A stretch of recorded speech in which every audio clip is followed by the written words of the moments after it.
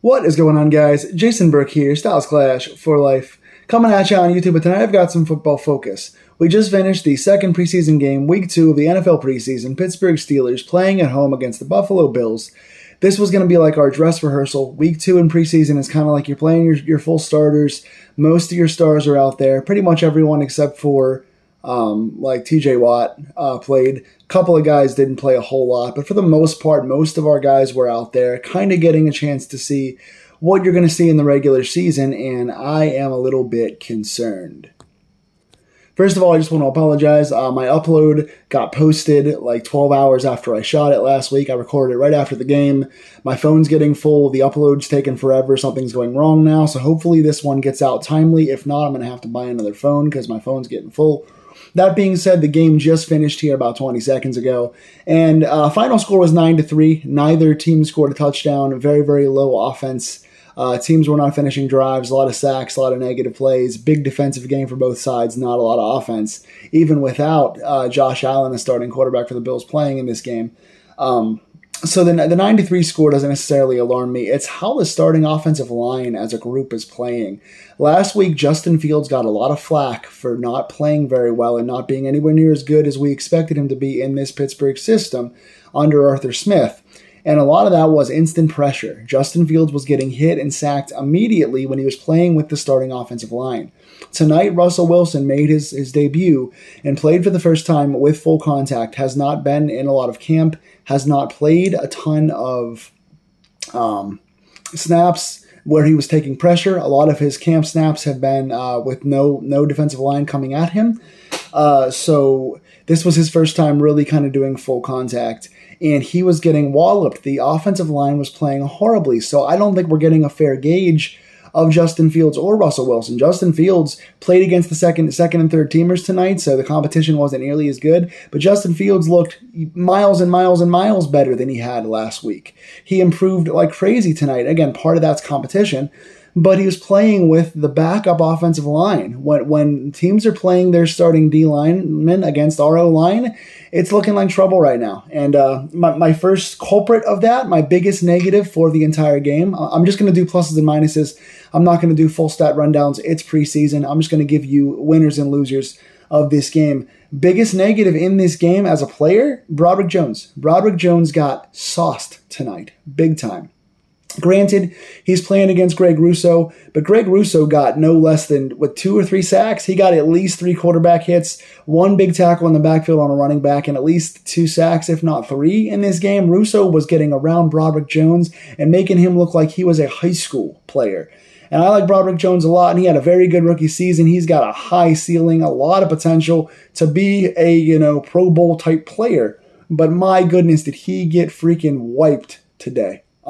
Also, with Nate Herbig being out now for a substantial amount of time with an injury, we just found out, I think yesterday or today. Now we are throwing Zach Frazier into the mix as our full-time starter. Glad he's out there. I think he deserves to be the starter and get starting reps, but with a lack of depth behind him, we are now, again, after 2 bad weeks of the starting teams taking bad reps out there. That's the thing that scares me. I'm not going to look too much into the 3 points. I'm not going to look into the stall drives that much because guys were in and out, guys were hurt. Subs were being made. It's preseason.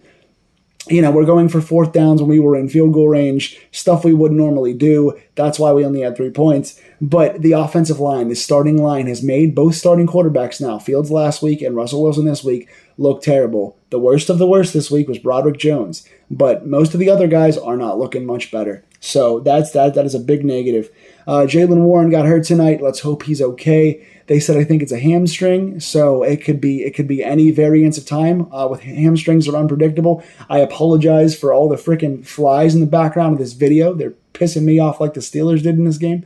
But Jaylen Warren got hurt with a hamstring. I don't know what's going on yet. When I hear about it, you will hear about it as well. We got to hope he's doing okay. He is our 1A, 1B. Him and Najee are, even at this point. Jalen's going to get just as many snaps as Najee does. Najee looked pretty good out there tonight. Jalen Warren hasn't had a chance to show a whole lot of what he can do. A couple of plays last week, but let's hope he's healthy. That is the number one thing you want to avoid in preseason out of everything is injuries. So Jalen Warren goes down, does not come back with a hamstring. We'll see what happens there.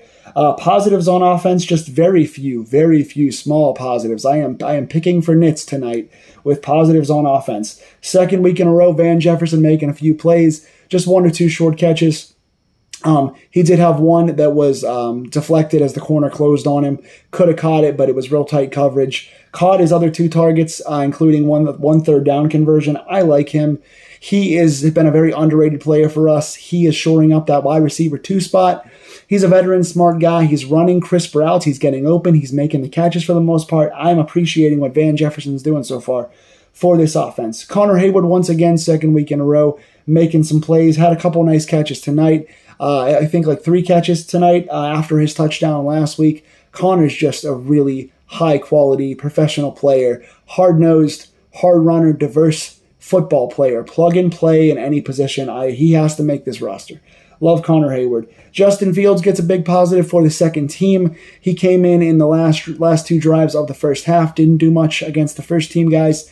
Came in the second half playing against the second and third team. Played a lot better. Had 2 sustained drives, both of which ended on 4th downs when they were in field goal range. Did lead us to 1 field goal. The other 2 times he drove us down the field, we went forward in 4th down in field goal range because it's preseason, you're trying to score. Pittsburgh had like a 14-play drive at one point. They were chewing clock like crazy. We had a 9-minute drive at one point. Another one was like a 6-minute drive. He was getting out there and using his legs. And again, the biggest variance of this is Justin Fields is a starting quarterback in the NFL. He is a number 1 starting quarterback for a team. And he's playing against second and third stringers, if not 4th stringers. So we're not going to take too much into consideration. But again, he did look better than last week. The plays were called smarter. He was getting to roll out a lot more. He was getting to run a lot more. He was avoiding sacks. He was doing what Justin Fields does. That is Justin Fields' strength, improvising on the fly. He had one brilliant play where he got out of a sure sack, scrambled out, took a hit, delivered a nice 3rd down conversion to Des Fitzpatrick. Had a couple of nice plays like that. Took some -2 to positive 2-yard plays into like 6, 7, 8-yard runs downfield. So Justin Fields gets a positive today in spite of the fact that we only had 3 points and stalled out a few times. But all in all, Justin Fields made some flash plays, got out of some sacks, extended some plays, got out of the pocket. I like what I saw from Fields, even though, again, against backups. Going to give Des Fitzpatrick another positive. 2 nice catches tonight. Des Fitzpatrick has been a consistent receiver. And at this point, you got to say he has done more to be on this team than Quez Watkins. Quez Watkins so far only has... Did he have 1 catch tonight? He might have had the 1 catch. But 1 catch, and then his other touch was a fumble last week. So Quez Watkins, a guy that I expected to be a surprise this year potentially, doing nothing, being outplayed by the longtime Steelers practice squad journeyman Des Fitzpatrick. 2 weeks in a row, he's made a couple decent plays. Tonight, running the ball, didn't see the 2 usual suspects that we saw last week. Last week, we had 2 really strong performances. Those 2 guys didn't play a whole lot, though the Georgia running back did have 1 nice play where he got out of a tackle, spun, and turned a -2-yard play into a 6 or 7-yard run. So that was 1 really nice play for him. But Michael Perrine was the leader today, the hardest runner. He did have 1 negative run, and he also had 1 penalty, so it wasn't all positive. But I think he had 3.5 a carry, 20-something yards. Nothing flashy or special, but he was our rushing leader, aside from Justin Fields, who had 40 yards on the ground tonight. So Fields running the ball well. Perrine was the best of the backup running backs tonight. Defensively, because that's pretty much all we got on offense. We only had three points, so what do you expect? Defensively, all in all, a lot stronger. Big positive for Nick Herbig, who got the start tonight. TJ Watt did not play. Keep that guy healthy. We don't need to see what he can do. We know what he can do. He is the DPOY Defensive Player of the Year. Nick Herbig comes in, gets a sack and a half, gets off the edge, shoots out like a lightning bolt for a great sack, and then comes in and splits another sack later on with Keanu Benton. So big positive for Nate Herbig, playing a short amount of time, making his presence known. That dude is a starting outside linebacker in the NFL and would be starting on most other teams, but we just have 2 guys right now that are more established. Herbig is looking really good. Keanu Benton, like I said, big positive Made a nice play, stuffing on a run play, and then also got that half sack in the backfield, chasing guys down, closing on plays. I just like his adrenaline. I like his speed. I like the fact that he sticks to always pursuing the ball. Keanu Benton positive. I don't get to say this name very often on defense. Miles Killebrew, very good special teamer, one of the best in the NFL. Never really does much on defense at safety. Got a pick tonight. Mitch Trubisky, our old friend from Pittsburgh, threw us a gimme. Miles Killebrew was playing nice back in coverage, got the interception. Miles Killebrew on defense. Good to get a chance to shout that guy out. Good for him. Peyton Wilson. I love Peyton Wilson. Peyton Wilson is turning into the kind of praise that I gave Jaylen Warren in the past, Connor Hayward in the past. Peyton Wilson, man, this guy's everywhere. He's making plays in the run game. He's pursuing. He's around every tackle. He's finishing up on the back end of plays even when he misses. He's finishing up on plays. He's playing in coverage. He made a nice play around the goal line tonight when he was sitting back in his zone. He's doing everything. The dude's pursuing the quarterback. The dude's effective in the run game. The dude can bat balls. The dude can play coverage. I love Peyton Wilson. One of the biggest game balls tonight for him. Negative is he got hurt. Looked like it was a leg. He was gimping a little bit. Looked really bad. I was nervous. I was biting my fingernails over here. But it wound up being concussion protocol. So that is a much less serious injury. Not that it's not serious, but compared to a leg, it's a much better diagnosis. We will see what happens with him. Hopefully he is back next week. Want to see more of him because I love what he's doing.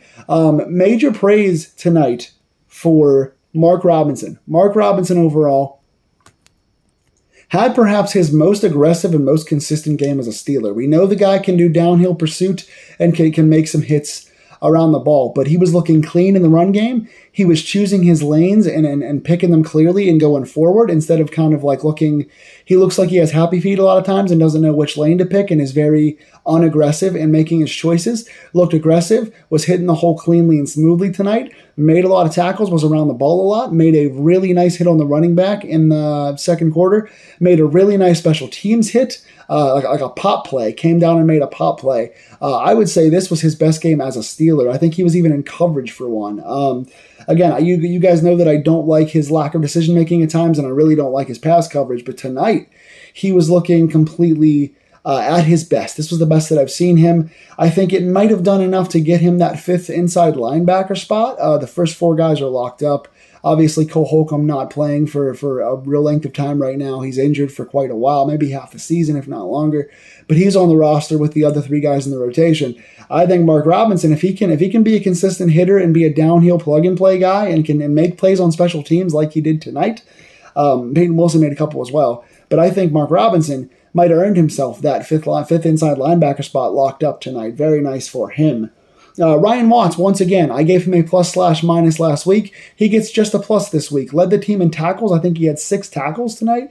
You don't usually want to see a corner/safety leading in tackles. That means we're giving up a lot of things. The defense overall didn't give a whole lot up, obviously just 9 points. They did get gashed in the run game in the second half. They had a hard time tackling the run game in the second half, had a very hard time making tackles. A lot of missed tackles, a lot of guys falling forward, not wrapping up on the plays. But Ryan Watts, he is the one corner on this team. I mean, JPJ is physical, and so is Corey Trice. But Ryan Watts just dives in there with reckless abandon. He is a hitter. This dude is like the Mark Robinson of the cornerback room. I don't know if you designate him now corner or safety, but he is just not afraid to throw himself in the pile. That dude just wants to hit people, and he is taking his physical traits that he has over everyone else and using them to his advantage. Playing very smart right now. Ryan Watts, second week in a row, worth mentioning. A few other ones real quick. Ogunjobi, couple missed tackles early, but was around the ball a lot. Played pretty well. I want to give Darius Rush a shout out as well. Had 2 nice plays in coverage. Got targeted a couple times. One was a little overthrown. It was a slant play. He got beat by about a step, but he recovered nicely, and the ball was thrown out of the receiver's range, but he closed nicely. Another play, he had a goal line play where he shielded the guy off well and put his hands up and blocked the underthrown ball with his arms going straight up in the air to make sure he didn't get penalized. He didn't look back at the ball, so he could have got a PI, but he made sure to not finish off with the player, not bring the player to the ground, and make sure his hands were up in the air when the ball was delivered behind the receiver. So he had nice form on that defensive play. So Darius Rush, 2 targets and 2 nice plays.